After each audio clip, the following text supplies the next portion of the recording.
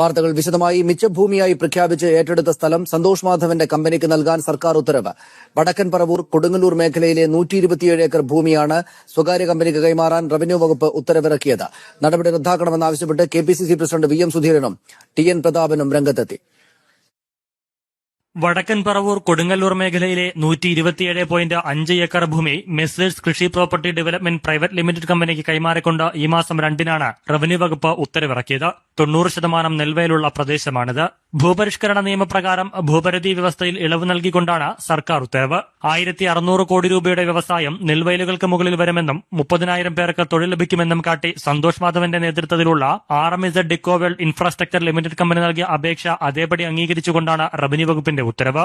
RMZ എന്ന കമ്പനിയുടെ ഉടമസ്ഥതയിൽ വടക്കൻ പറവൂർ, പുത്തൻവേലിക്കര, മാള എന്നിവിടങ്ങളിലുള്ള 118 ഏക്കർ സ്ഥലം 2009 ജനുവരിയിൽ മിച്ചഭൂമിയായി സർക്കാർ ഏറ്റെടുത്തിരുന്നു. തെരഞ്ഞെടുപ്പ് പെരുമാറ്റച്ചട്ടം നിലവിൽ വന്നതിന് തലേദിവസമാണ് പ്രസ്തുത ഭൂമി വിട്ടുനൽകിക്കൊണ്ട് സർക്കാർ ഉത്തരവിറക്കിയത്.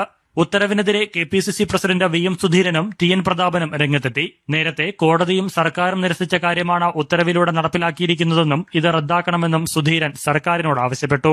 റവന്യൂ വകുപ്പ് ധൃതി പിടിച്ച് ഉത്തരവിറക്കിയതിൽ ദുരൂഹതയുണ്ടെന്നും ഇത് സംബന്ധിച്ച് വിജിലൻസ് അന്വേഷണം നടത്തണമെന്നും ആവശ്യപ്പെട്ട് TN പ്രതാപൻ മുഖ്യമന്ത്രിക്ക് കത്ത് നൽകി. നിയമവിരുദ്ധമായ തീരുമാനം അടിയന്തരമായി റദ്ദാക്കണമെന്ന് പ്രതിപക്ഷ നേതാവ് VS അച്യുതാനന്ദനും ആവശ്യപ്പെട്ടു.